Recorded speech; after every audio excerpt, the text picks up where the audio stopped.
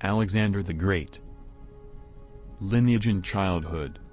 Alexander was born in Phala, the capital of the Kingdom of Macedon, on the 6th day of the ancient Greek month of ⴟᴏᴜ, which probably corresponds to 20th of July 356 BC. He was the son of the king of Macedon, Philip II, and his fourth wife, Olympias, daughter of Neoptolemus I, king of Epirus. Although Philip had 7 or 8 wives, Olympias was his principal wife for some time, likely because she gave birth to Alexander. Several legends surround Alexander's birth and childhood. According to the ancient Greek biographer Plutarch, on the eve of the consummation of her marriage to Philip, Olympias dreamed that her womb was struck by a thunderbolt that caused a flame to spread far and wide before dying away. Sometime after the wedding, Philip is said to have seen himself, in a dream, securing his wife's womb with a seal engraved with a lion's image. Plutarch offered a variety of interpretations of these dreams: that Olympias was pregnant before her marriage, indicated by the sealing of her womb, or that Alexander's father was Zeus.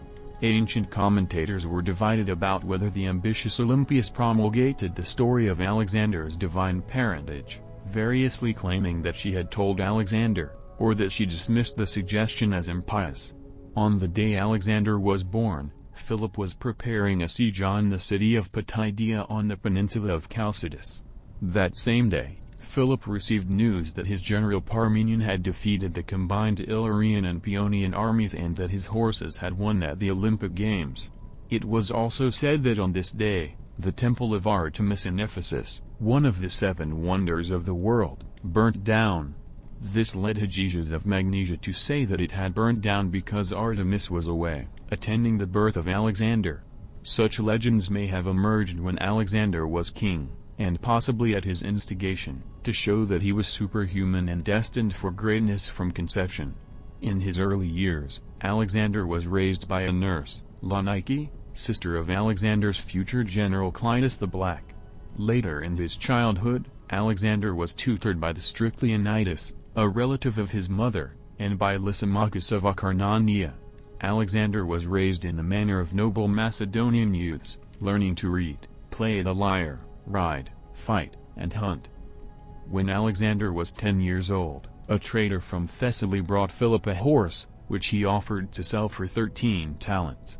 The horse refused to be mounted, and Philip ordered it away.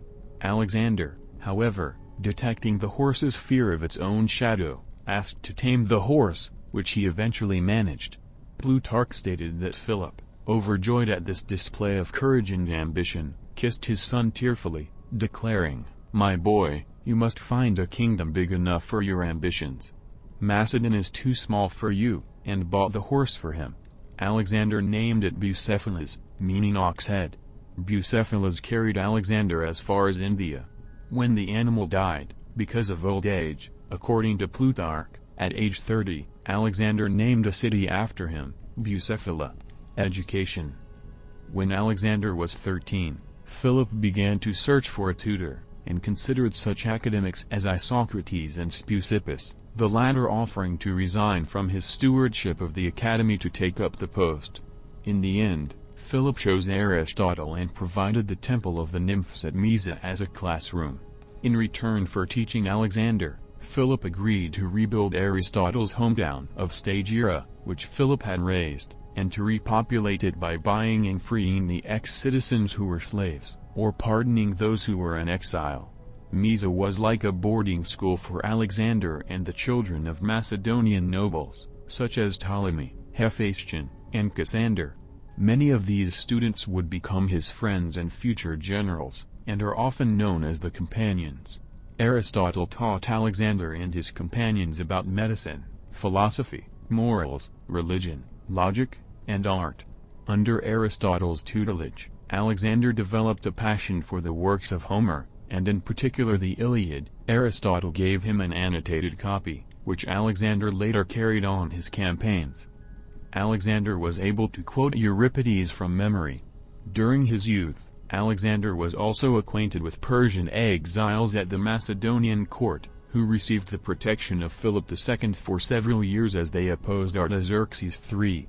Among them were Artabazus II and his daughter Barsine, future mistress of Alexander, who resided at the Macedonian court from 352 to 342 BC, as well as Amenapes, future satrap of Alexander, or a Persian nobleman named 𝒟𝒨s. This gave the Macedonian court a good knowledge of Persian issues, and may even have influenced some of the innovations in the management of the Macedonian state. Suda writes that, also, Anaximenes of Lampsacus was one of his teachers. Anaximenes also accompanied him on his campaigns. Regency and ascent of Macedon. At the age of 16, Alexander's education under Aristotle ended. Philip II had waged war against the Thracians to the north, which left Alexander in charge as regent and heir apparent. During Philip's absence, the Thracian tribe of Mede revolted against Macedonia. Alexander responded quickly and drove them from their territory. The territory was colonized, and a city, named Alexandropolis, was founded. Upon Philip's return, Alexander was dispatched with a small force to subdue the revolts in southern Thrace. Campaigning against the Greek city of Perinthus, Alexander reportedly saved his father's life. Meanwhile, the city of Amphissa began to work lands that were sacred to Apollo near Delphi, a sacrilege that gave Philip the opportunity to further intervene in Greek affairs. While Philip was occupied in Thrace, Alexander was ordered to muster an army for a campaign in southern Greece. Concerned that other Greek states might intervene, Alexander made it look as though he was preparing to attack Illyria instead. During this turmoil, the Illyrians invaded Macedonia, only to be repelled by Alexander. Philip and his army joined his son in 338 BC, and they marched south through Thermopylae, taking it after stubborn resistance from its Theban garrison. They went on to occupy the city of Elatea, only a few days' march from both Athens and Thebes. The Athenians, led by Demosthenes, voted to seek alliance with Thebes against Macedonia. Both Athens and Philip sent embassies to win Thebes's favor, but Athens won the contest. Philip marched on Amphissa, ostensibly acting on the request of the Amphictyonic League, capturing the mercenaries sent there by Demosthenes and accepting the city's surrender. Philip then returned to Elatea, sending a final offer of peace to Athens and Thebes, who both rejected it. As Philip marched south, his opponents blocked him near Chaeronea, Boeotia. During the ensuing Battle of Chaeronea, Philip commanded the right wing and Alexander the left, accompanied by a group of Philip's trusted generals. According to the ancient sources, the two sides fought bitterly for some time. Philip deliberately commanded his troops to retreat, counting on the untested Athenian hoplites to follow, thus breaking their line. Alexander was the first to break the Theban lines, followed by Philip's generals. Having damaged the enemy's cohesion, Philip ordered his troops to press forward and quickly routed them. With the Athenians lost, the Thebans were surrounded. Left to fight alone, they were defeated. After the victory at Chaeronea, Philip and Alexander marched unopposed into the Peloponnese, welcomed by all cities. However, when they reached Sparta, they were refused, but did not resort to war. At Corinth, Philip established a Hellenic alliance, modeled on the old anti-Persian alliance of the Greco-Persian Wars, which included most Greek city-states except Sparta. Philip was then named hegemon, often translated as supreme commander, of this league, known by modern scholars as the League of Corinth, and announced his plans to attack the Persian Empire. Exile and return. When Philip returned to Pella, he fell in love with and married Cleopatra Eurydice in 338 BC, the niece of his general Attalus. The marriage made Alexander's position as heir less secure, since any son of Cleopatra Eurydice would be a fully Macedonian heir, while Alexander was only half Macedonian. In 337 BC, Alexander fled Macedon with his mother, dropping her off with her brother, King Alexander I of Epirus in Dodona, capital of the Molossians.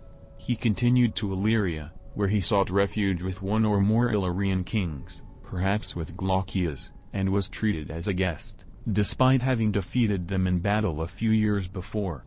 However, it appears Philip never intended to disown his politically and militarily trained son. Accordingly, Alexander returned to Macedon after 6 months due to the efforts of a family friend, 𝒟𝒻, who mediated between the two parties. In the following year, the Persian satrap, governor, of Caria, Pixodorus, offered his eldest daughter to Alexander's half-brother, Philippides. Olympias and several of Alexander's friends suggested this showed Philip intended to make Hydaspes his heir. Alexander reacted by sending an actor, Thessalus of Corinth, to tell Pixodorus that he should not offer his daughter's hand to an illegitimate son, but instead to Alexander. When Philip heard of this, he stopped the negotiations and scolded Alexander for wishing to marry the daughter of a Carian, explaining that he wanted a better bride for him. Philip exiled 4 of Alexander's friends, Harpalus, Nearchus, Ptolemy, and Arigeus, and had the Corinthians bring Thessalus to him in chains. Accession. In summer 336 BC, while at Aegae attending the wedding of his daughter Cleopatra to Olympias's brother, Alexander I of Epirus, Philip was assassinated by the captain of his bodyguards, Pausanias. As Pausanias tried to escape, he tripped over a vine and was killed by his pursuers, including 2 of Alexander's companions, Perdiccas and Leonidas. Alexander was proclaimed king on the spot by the nobles and army at the age of 20. Consolidation of power. Alexander began his reign by eliminating potential rivals to the throne. He had his cousin, the former Amyntas IV, executed. He also had 2 Macedonian princes from the region of Lyncestis killed, but spared a third, Alexander Lyncestis. Olympias had Cleopatra Eurydice and Europa, her daughter by Philip, burned alive. When Alexander learned about this, he was furious. Alexander also ordered the murder of Attalus, who was in command of the advance guard of the army in Asia Minor and Cleopatra's uncle. Attalus was at that time corresponding with Demosthenes, regarding the possibility of defecting to Athens. Attalus also had severely insulted Alexander, and following Cleopatra's murder, Alexander may have considered him too dangerous to leave alive. Alexander spared Hydaspes, who was by all accounts mentally disabled, possibly as a result of poisoning by Olympias. News of Philip's death roused many states into revolt, including Thebes, Athens, Thessaly, and the Thracian tribes north of Macedon. When news of the revolts reached Alexander, he responded quickly. Though advised to use diplomacy, Alexander mustered 3,000 Macedonian cavalry and rode south towards Thessaly. He found the Thessalian army occupying the pass between Mount Olympus and Mount Ossa, and ordered his men to ride over Mount Ossa. When the Thessalians awoke the next day, they found Alexander in their rear and promptly surrendered, adding their cavalry to Alexander's force. He then continued south towards the Peloponnese. Alexander stopped at Thermopylae, where he was recognized as the leader of the Amphictyonic League before heading south to Corinth. Athens sued for peace and Alexander pardoned the rebels. The famous encounter between Alexander and Diogenes the Cynic occurred during Alexander's stay in Corinth. When Alexander asked Diogenes what he could do for him, the philosopher disdainfully asked Alexander to stand a little to the side, as he was blocking the sunlight. This reply apparently delighted Alexander, who is reported to have said, "But verily, if I were not Alexander, I would like to be Diogenes." At Corinth, Alexander took the title of hegemon, leader, and, like Philip, was appointed commander for the coming war against Persia.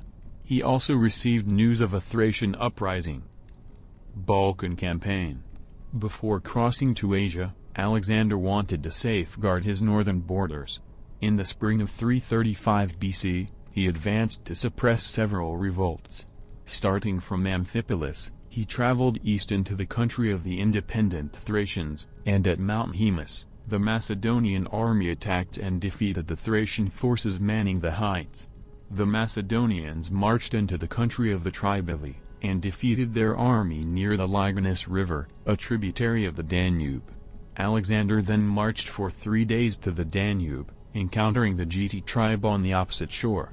Crossing the river at night, he surprised them and forced their army to retreat after the first cavalry skirmish. News then reached Alexander that Clitus, king of Illyria, and King Glaucias of the Talantii were in open revolt against his authority. Marching west into Illyria, Alexander defeated each in turn, forcing the two rulers to flee with their troops. With these victories, he secured his northern frontier. While Alexander campaigned north, the Thebans and Athenians rebelled once again. Alexander immediately headed south. While the other cities again hesitated, Thebes decided to fight. The Theban resistance was ineffective, and Alexander razed the city and divided its territory between the other Boeotian cities. The end of Thebes cowed Athens, leaving all of Greece temporarily at peace. Alexander then set out on his Asian campaign, leaving Antipater as regent. Conquest of the Persian Empire. Asia Minor. After his victory at the Battle of Chaeronea, 338 BC, Philip II began the work of establishing himself as hegemon, Greek, gamma epsilon mu nu, of a league which according to Diodorus was to wage a campaign against the Persians for the sundry grievances Greece suffered in 480 and free the Greek cities of the western coast and islands from Achaemenid rule.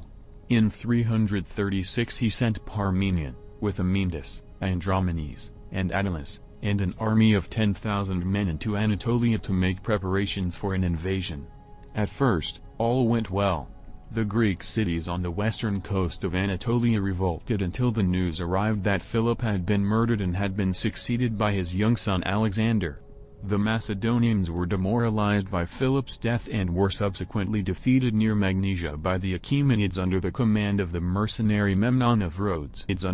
Taking over the invasion project of Philip II, Alexander's army crossed the Hellespont in 334 BC with approximately 48,100 soldiers, 6,100 cavalry and a fleet of 120 ships with crews numbering 38,000, drawn from Macedon and various Greek city-states, mercenaries, and feudally raised soldiers from Thrace, Paeonia, and Illyria. He showed his intent to conquer the entirety of the Persian Empire by throwing a spear into Asian soil and saying he accepted Asia as a gift from the gods. This also showed Alexander's eagerness to fight, in contrast to his father's preference for diplomacy. After an initial victory against Persian forces at the Battle of the Granicus, Alexander accepted the surrender of the Persian provincial capital and treasury of Sardis. He then proceeded along the Ionian coast, granting autonomy and democracy to the cities. Miletus, held by Achaemenid forces, required a delicate siege operation, with Persian naval forces nearby. Further south, at Halicarnassus, in Caria, Alexander successfully waged his first large-scale siege, eventually forcing his opponents, the mercenary captain Memnon of Rhodes and the Persian satrap of Caria, Orontobaites, to withdraw by sea. Alexander left the government of Caria to a member of the Hecatomna dynasty, Ada, who adopted Alexander. From Halicarnassus, Alexander proceeded into mountainous Lycia and the Pamphylian plain, asserting control over all coastal cities to deny the Persians naval bases. From Pamphylia onwards the coast held no major ports and Alexander moved inland. At Termessos, Alexander humbled but did not storm the Pisidian city. At the ancient Phrygian capital of Gordium, Alexander undid the hitherto unsolvable Gordian knot, a feat said to await the future king of Asia. According to the story, Alexander proclaimed that it did not matter how the knot was undone and hacked it apart with his sword. The Levant and Syria. In spring 333 BC, Alexander crossed the Taurus into Cilicia. After a long pause due to an illness, he marched on towards Syria. Though outmaneuvered by Darius's significantly larger army, he marched back to Cilicia, where he defeated Darius at Issus. Darius fled the battle, causing his army to collapse, and left behind his wife, his 2 daughters, his mother Sisygambes, and a fabulous treasure. He offered a peace treaty that included the lands he had already lost, and a ransom of 10,000 talents for his family. Alexander replied that since he was now king of Asia, it was he alone who decided territorial divisions. Alexander proceeded to take possession of Syria, and most of the coast of the Levant. In the following year, 332 BC, he was forced to attack Tyre, which he captured after a long and difficult siege. The men of military age were massacred and the women and children sold into slavery. Egypt. When Alexander destroyed Tyre, Most of the towns on the route to Egypt quickly capitulated. However, Alexander was met with resistance at Gaza. The stronghold was heavily fortified and built on a hill, requiring a siege. When his engineers pointed out to him that because of the height of the mound it would be impossible, this encouraged Alexander all the more to make the attempt. After 3 unsuccessful assaults, the stronghold fell, but not before Alexander had received a serious shoulder wound.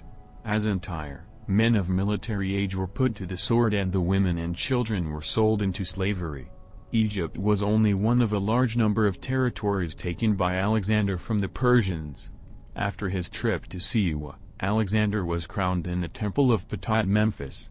It appears that the Egyptian people did not find it disturbing that he was a foreigner, nor that he was absent for virtually his entire reign. Alexander restored the temples neglected by the Persians and dedicated new monuments to the Egyptian gods.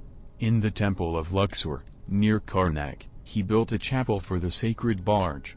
During his brief months in Egypt, he reformed the taxation system on the Greek models and organized the military occupation of the country, but, early in 331 BCE, he left for Asia in pursuit of the Persians.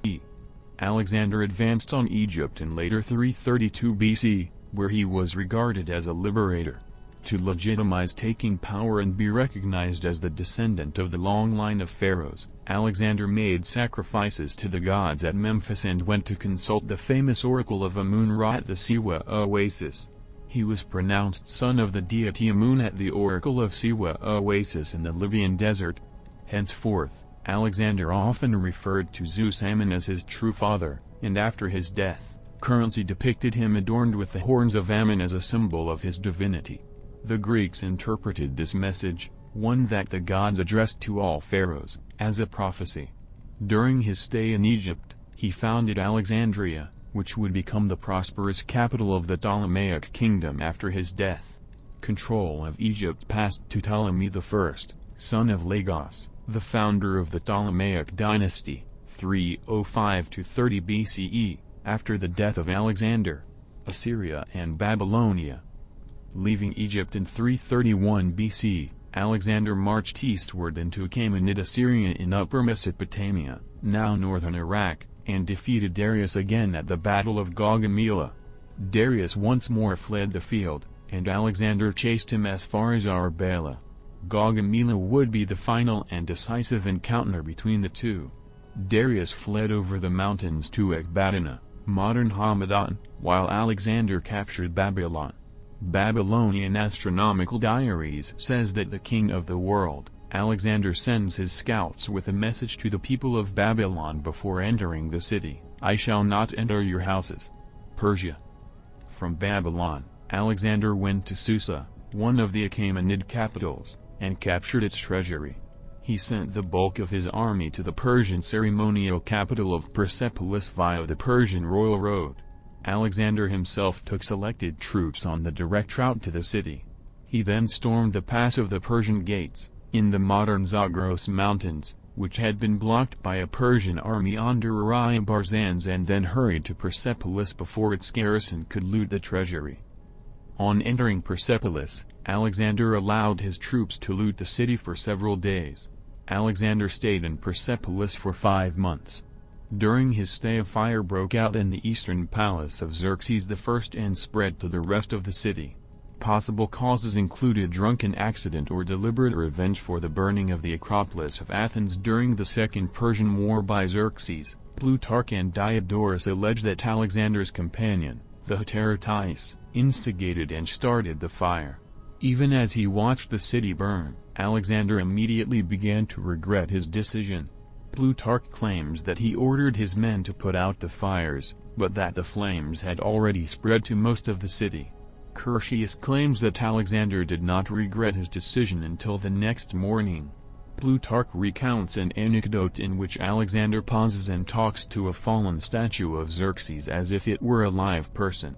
"Shall I pass by and leave you lying there because of the expeditions you led against Greece? Or shall I set you up again because of your magnanimity and your virtues in other respects?" Fall of the Empire in the East. Alexander then chased Darius, first into Media, and then Parthia. The Persian king no longer controlled his own destiny, and was taken prisoner by Bessus, his Bactrian satrap and kinsman. As Alexander approached, Bessus had his men fatally stab the great king and then declared himself Darius's successor as Artaxerxes V, before retreating into Central Asia to launch a guerrilla campaign against Alexander. Alexander buried Darius's remains next to his Achaemenid predecessors in a regal funeral. He claimed that, while dying, Darius had named him as his successor to the Achaemenid throne. The Achaemenid Empire is normally considered to have fallen with Darius. However, as basic forms of community life and the general structure of government were maintained and resuscitated by Alexander under his own rule, he, in the words of the Iranologist Pierre Briand, may therefore be considered to have acted in many ways as the last of the Achaemenids. Alexander viewed Bessus as a usurper and set out to defeat him. This campaign, initially against Bessus, turned into a grand tour of Central Asia. Alexander founded a series of new cities, all called Alexandria, including modern Kandahar in Afghanistan, and Alexandria Eskut, the furthest, in modern Tajikistan. The campaign took Alexander through Media, Parthia, Arya, West Afghanistan, Drangiana, Arakacia, South and Central Afghanistan, Bactria, North and Central Afghanistan, and Scythia. In 329 BC, Spidamenes, who held an undefined position in the satrapy of Sogdiana, betrayed Bessus to Ptolemy, one of Alexander's trusted companions, and Bessus was executed. However, when, at some point later, Alexander was on the Jaxartes dealing with an incursion by a horse nomad army, Spidamenes raised Sogdiana in revolt. Alexander personally defeated the Scythians at the Battle of Jaxartes and immediately launched a campaign against Spidamenes, defeating him in the Battle of Gabai. After the defeat, Spidamenes was killed by his own men, who then sued for peace, problems and plots. During this time, Alexander adopted some elements of Persian dress and customs at his court, notably the custom of proskynesis, either a symbolic kissing of the hand, or prostration on the ground, that Persians showed to their social superiors. This was one aspect of Alexander's broad strategy aimed at securing the aid and support of the Iranian upper classes. The Greeks, however, regarded the gesture of proskynesis as the province of deities and believed that Alexander meant to deify himself by requiring it. This cost him the sympathies of many of his countrymen, and he eventually abandoned it. During the long rule of the Achaemenids, the elite positions in many segments of the empire, including the central government, the army, and the many satrapies, were specifically reserved for Iranians and to a major degree Persian noblemen. The latter were in many cases additionally connected through marriage alliances with the royal Achaemenid family. This created a problem for Alexander as to whether he had to make use of the various segments and people that had given the empire its solidity and unity for a lengthy period of time. Pierre Briand explains that Alexander realized that it was insufficient to merely exploit the internal contradictions within the imperial system as in Asia Minor, Babylonia or Egypt. He also had to recreate a central government with or without the support of the Iranians. As early as 334 BC he demonstrated awareness of this, when he challenged incumbent King Darius III by appropriating the main elements of the Achaemenid monarchy's ideology, particularly the theme of the king who protects the lands and the peasants. Alexander wrote a letter in 332 BC to Darius III, wherein he argued that he was worthier than Darius to succeed to the Achaemenid throne. However, Alexander's eventual decision to burn the Achaemenid palace at Persepolis and the major rejection and opposition of the entire Persian people made it impracticable for him to pose himself as Darius' legitimate successor. Against Bessus, Artaxerxes V, however, Briand adds, Alexander reasserted his claim to legitimacy as the avenger of Darius III. A plot against his life was revealed, and one of his officers, Philotas, was executed for failing to alert Alexander. The death of the son necessitated the death of the father, and thus Parmenion, who had been charged with guarding the treasury at Ecbatana, was assassinated at Alexander's command, to prevent attempts at vengeance. Most infamously, Alexander personally killed the man who had saved his life at Granicus, Clitus the Black. during a violent drunken altercation at Maracanda, modern-day Samarkand in Uzbekistan, in which Clinus accused Alexander of several judgmental mistakes and most especially, of having forgotten the Macedonian ways in favor of a corrupt Oriental lifestyle. Later, in the Central Asian campaign, a second plot against his life was revealed, this one instigated by his own royal pages. His official historian, Callisthenes of Olynthus, was implicated in the plot, and in the Anabasis of Alexander, Arrian states that Callisthenes and the pages were then tortured on the rack as punishment, and likely died soon after. It remains unclear if Callisthenes was actually involved in the plot, for prior to his accusation he had fallen out of favor by leading the opposition to the attempt to introduce proskynesis. Macedon in Alexander's absence. When Alexander set out for Asia, he left his general Antipater, an experienced military and political leader and part of Philip II's old guard, in charge of Macedon. Alexander's sacking of Thebes ensured that Greece remained quiet during his absence. The one exception was a call to arms by Spartan king Augustus III in 331 BC, whom Antipater defeated and killed in the Battle of Megalopolis. Antipater referred the Spartans' punishment to the League of Corinth, which then deferred to Alexander, who chose to pardon them. There was also considerable friction between Antipater and Olympias, and each complained to Alexander about the other. In general, Greece enjoyed a period of peace and prosperity during Alexander's campaign in Asia. Alexander sent back vast sums from his conquest, which stimulated the economy and increased trade across his empire. However, Alexander's constant demands for troops and the migration of Macedonians throughout his empire depleted Macedon's strength, greatly weakening it in the years after Alexander, and ultimately led to its subjugation by Rome after the Third Macedonian War, 171–168 BC. Indian Campaign. Forays into the Indian subcontinent. After the death of Spidomenes and his marriage to Roxana, 𝒟𝒏 in Old Iranian, to cement relations with his new satrapies, Alexander turned to the Indian subcontinent. He invited the chieftains of the former satrapy of Gandhara, a region presently straddling eastern Afghanistan and northern Pakistan, to come to him and submit to his authority. Omphis, Indian name MP, the ruler of Taxila, whose kingdom extended from the Indus to the Hydaspes, Jhelum, complied, but the chieftains of some hill clans, including the Aspasi and Asaknoi sections of the Kambojas, known in Indian texts also as Ashvayanas and Ashvakayanas, refused to submit. MP hastened to relieve Alexander of his apprehension and met him with valuable presents, placing himself and all his forces at his disposal.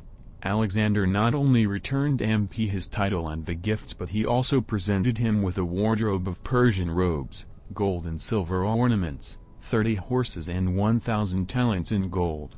Alexander was emboldened to divide his forces, and MP assisted Hephaestion and Perdiccas in constructing a bridge over the Indus where it bends at Hunt, supplied their troops with provisions, and received Alexander himself, and his whole army, in his capital city of Taxila, with every demonstration of friendship and the most liberal hospitality. On the subsequent advance of the Macedonian king, Taxiles accompanied him with a force of 5,000 men and took part in the battle of the Hydaspes River. After that victory he was sent by Alexander in pursuit of Porus, to whom he was charged to offer favorable terms, but narrowly escaped losing his life at the hands of his old enemy.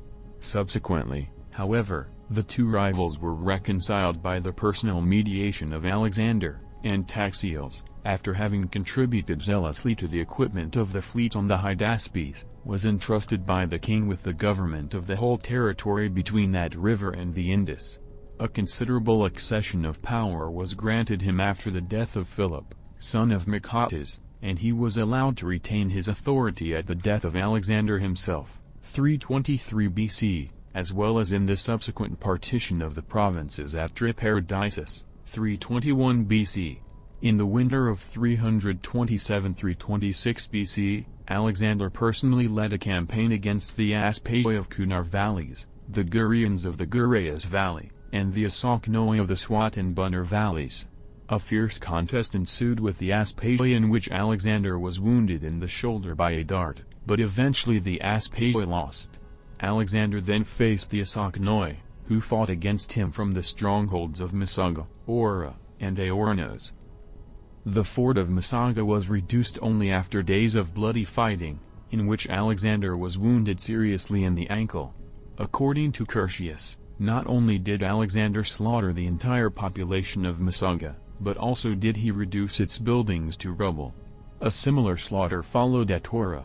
In the aftermath of Masaga and Ora, numerous Asakanians fled to the fortress of Aornos. Alexander followed close behind and captured the strategic hill fort after 4 bloody days. After Aornos, Alexander crossed the Indus and fought and won an epic battle against King Porus, who ruled a region lying between the Hydaspes and the Assassines, Chenab, in what is now the Punjab. In the Battle of the Hydaspes in 326 BC, Alexander was impressed by Porus's bravery, and made him an ally. He appointed Porus as satrap, and added to Porus's territory land that he did not previously own, towards the southeast, up to the Hyphasis, Baeas. Choosing a local helped him control these lands so distant from Greece. Alexander founded 2 cities on opposite sides of the Hydaspes River, naming one Bucephala, in honor of his horse, who died around this time. The other was Nicaea, Victory, thought to be located at the site of modern-day Mung, Punjab. Philostratus the Elder in the Life of Apollonius of Tyana writes that in the army of Porus there was an elephant who fought brave against Alexander's army, and Alexander dedicated it to the Helios, sun, and named it Ajax, because he thought that a so great animal deserved a great name. The elephant had gold rings around its tusks and an inscription was on them written in Greek. Alexander the son of Zeus dedicates Ajax to the Helios. Revolt of the army. East of Porus's kingdom, near the Ganges River, was the Nanda Empire of Magadha, and further east, the 𝒟𝑐𝑅𝒃 Empire of Bengal region of the Indian subcontinent. Fearing the prospect of facing other large armies and exhausted by years of campaigning, Alexander's army mutinied at the Hyphasis River, Baeas, refusing to march farther east. This river thus marks the easternmost extent of Alexander's conquests. Alexander tried to persuade his soldiers to march farther, but his general Quirinus pleaded with him to change his opinion and return. The men, he said, longed to again see their parents, their wives and children, their homeland. Alexander eventually agreed and turned south, marching along the Indus. Along the way his army conquered the Malhi, in modern-day Multan, and other Indian tribes, and Alexander sustained an injury during the siege. Alexander sent much of his army to Carmania, modern southern Iran, with General Craterus, and commissioned a fleet to explore the Persian Gulf shore under his admiral Nearchus, while he led the rest back to Persia through the more difficult southern route along the Georgian desert and 𝒟𝑐. Alexander reached Susa in 324 BC, but not before losing many men to the harsh desert. Last years in Persia. Discovering that many of his satraps and military governors had misbehaved in his absence, Alexander executed several of them as examples on his way to Susa. As a gesture of thanks, he paid off the debts of his soldiers, and announced that he would send overaged and disabled veterans back to Macedon, led by Craterus. His troops misunderstood his intention and mutinied at the town of Opis. They refused to be sent away and criticized his adoption of Persian customs and dress and the introduction of Persian officers and soldiers into Macedonian units.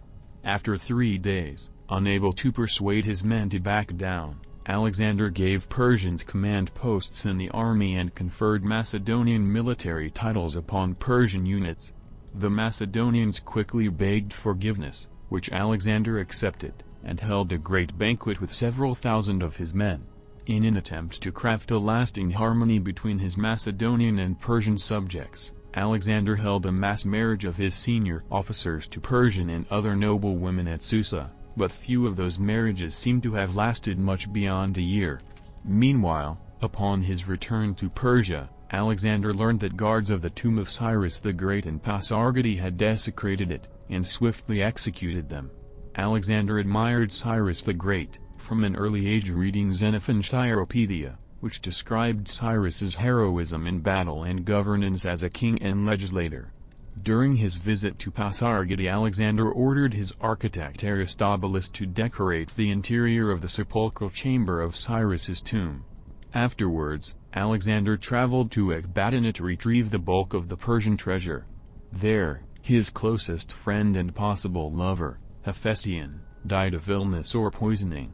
Hephaestion's death devastated Alexander, and he ordered the preparation of an expensive funeral pyre in Babylon, as well as a decree for public mourning.